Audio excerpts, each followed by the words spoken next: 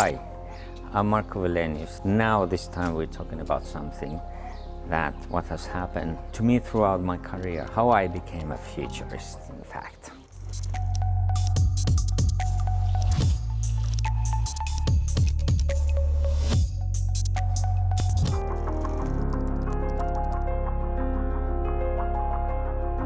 I think more or less I've been all my life a futurist, but I more thought myself as a social scientist, which means that I wanted to understand how the world works. And besides that, I was also trained as a garden architect, so I wanted to know more about the nature. But basically, the theme of the futurist is to understand how the societies evolve from now into the future. I always wanted to go more deeper into understanding actually how society works, because if you understand how society works, you understand the past of it, but also you understand what might lie in the future. So that was the kind of my passion, my interest that brought me to be a futurist.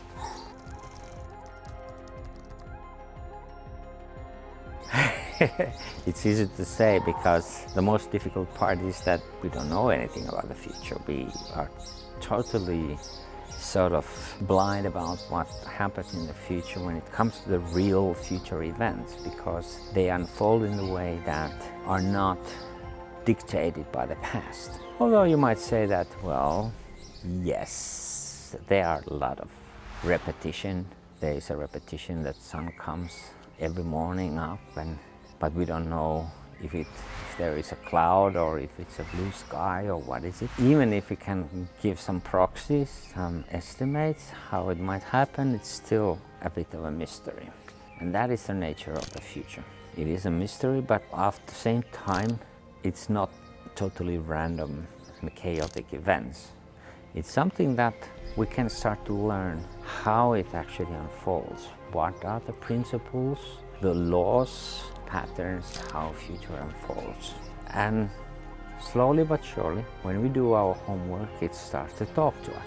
Again, it doesn't mean that you know much more about the future than anybody else. We can understand some of the patterns, some of the movements, some of the developments, what type of the dynamism is there, some of the causes, some of the effects too.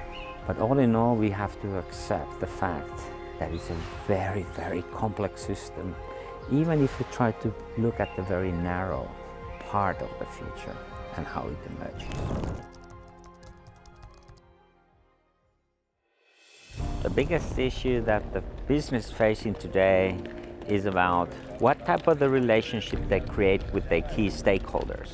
Key stakeholders, I mean customers, but I also mean partners, I also mean subcontractors, and particularly I mean society. If you look at the business world today, what we see is that every company is basically struggling to create the type of the relationships that helps them not only to sell their products and services, but also to keep the loyalty of those existing clients.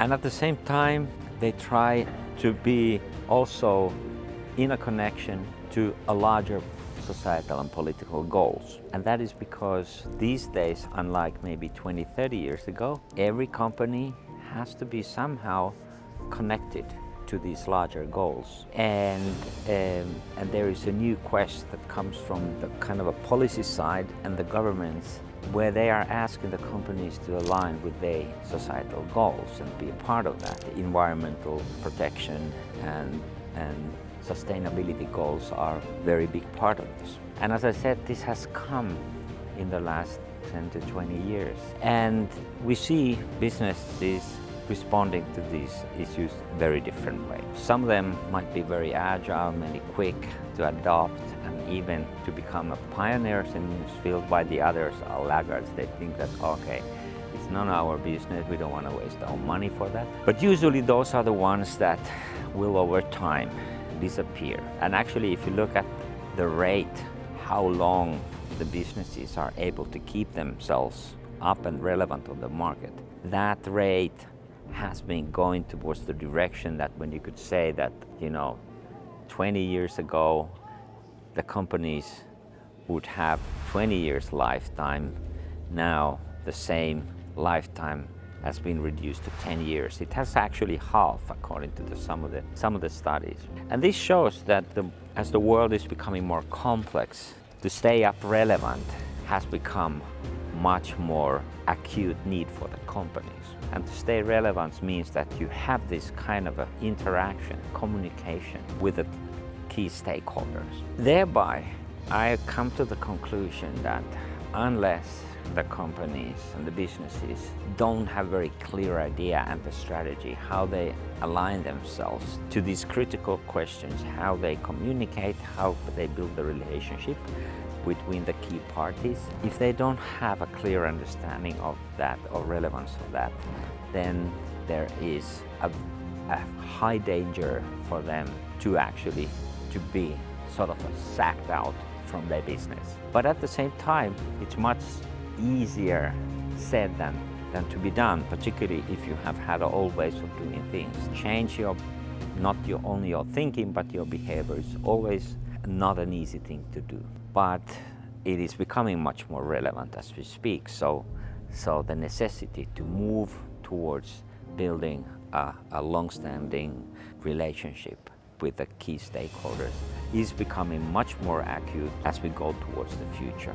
So that's the key ingredient for companies to stay alive and flourish.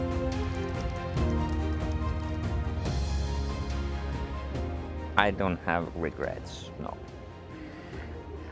I think in every case when we do something that we think it doesn't go perfect, it's always us for something to learn. And if we learn from that, then there should be no regrets.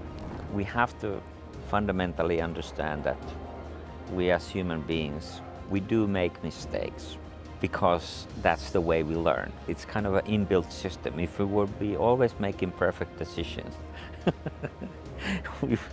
what would be left? I mean, we almost have to make those mistakes to give ourselves opportunity to learn.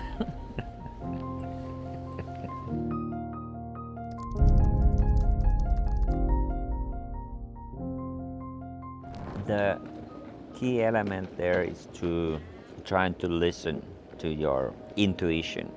I see the role of the intuition in the human decision making is great because how the intuition works. I think intuition works in the way that it receives all kinds of information, sort of internal information and external information, and sort of combine them. And when it is combined, it forms a type of the set of information that you cannot get elsewhere. And then you can, of course, you can try to rationalize that information that you have been given by the intuition. And I like to do that as well.